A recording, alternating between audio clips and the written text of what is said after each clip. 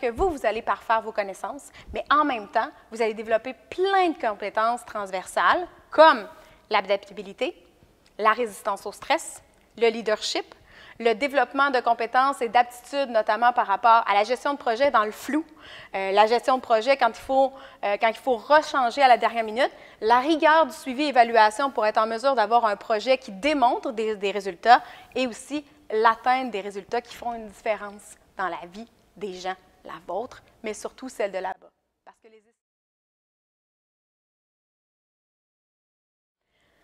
les stages ESIM pour un étudiant apportent beaucoup de qualité pour le marché du travail, notamment dans un Québec qui est de plus en plus mondialisé. C'est impossible de penser que les compétences sur l'adaptabilité, le travail à distance à plusieurs, le travail avec différentes cultures, le travail avec moins de temps, plus de pression, où il ne faut pas nécessairement que tout soit à la perfection, mais que tout soit bien fait. Donc, des fois, le mieux est l'ennemi du bien, mais vraiment de faire les choses le plus rapidement possible, le plus efficacement possible, mais dans un contexte toujours de professionnalisme et en même temps de plaisir de travailler.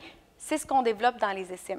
Donc, c'est impossible de penser que dans ce Québec-là, qui devient de plus en plus international, qu'on se retrouve à travailler simplement sur nous. Donc, c'est certain que la plupart des directeurs en ressources humaines, que vous soyez en ingénierie, en gestion, en marketing ou même en politique, c'est certain que cette expérience-là, dans votre CV, vous permet de vous démarquer des autres candidatures parce que dès là, vous avez une expérience de travail concrète dans des conditions difficiles à votre CV. Donc, moi, je pense que ça va vous distinguer des autres CV qui vont être reçus.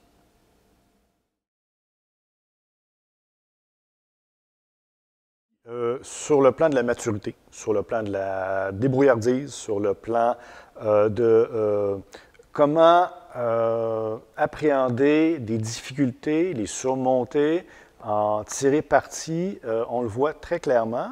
Et ce sont des compétences qui sont difficilement enseignables en classe. Donc, l'importance de l'expérience sur le terrain à travers les ESIM est primordiale pour acquérir ce genre de compétences-là, notamment en termes de savoir-être et de savoir-faire.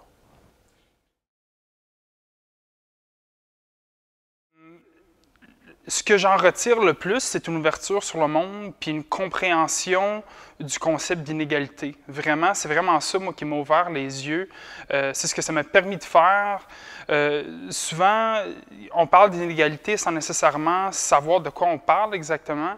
Lorsqu'on est capable de la voir, lorsqu'on est capable d'interagir avec elle, lorsqu'on est capable de l'étudier, ça nous ouvre vraiment les yeux, puis ça nous ouvre les yeux sur une certaine justice sociale qu'il faut amener dans notre travail, surtout dans un domaine politique, par exemple, de lutte au changement climatique, de développement durable. Ça m'a aussi amené, moi et plusieurs autres collègues, à vouloir mettre sur pied une organisation de coopération internationale nous-mêmes, l'organisation Maîtrise, Apprentissage et Partage, qui veut lutter contre les inégalités des populations vulnérables du Sud.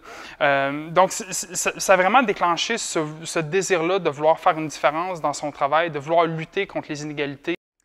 Je dirais que ça m'a vraiment permis d'appliquer non seulement ce que j'avais appris dans mes cours à l'école, mais ça m'a également permis de me développer en tant que personne parce que dans le cadre des ESIM, il faut développer des compétences transversales, soit collaborer, communiquer, analyser, puis se représenter. Au début, je pensais pas je savais pas comment faire, je savais pas comment ça allait fonctionner. Puis je me suis rendu compte que finalement, c'est exactement ce que j'ai fait. Par exemple, je peux prendre communiquer. Je travaillais en co-collaboration avec des étudiants, une étudiante au Québec, puis 2 étudiants au Maroc. Puis au début, je me suis dit, communiquer, ça va être facile, ça va bien se faire, c'est déjà acquis. Mais finalement, je me suis rendu compte qu'avec la distance, avec le décalage horaire, avec aussi le côté culturel, on ne comprend pas les mêmes choses. Les textos, ce n'est pas toujours perçu de la même façon. La communication, c'était tellement important, c'est devenu la principale chose sur laquelle je devais travailler, puis je ne m'y attendais pas. Donc, je dirais que les ESIM, ça m'a vraiment permis de développer encore plus ces compétences-là,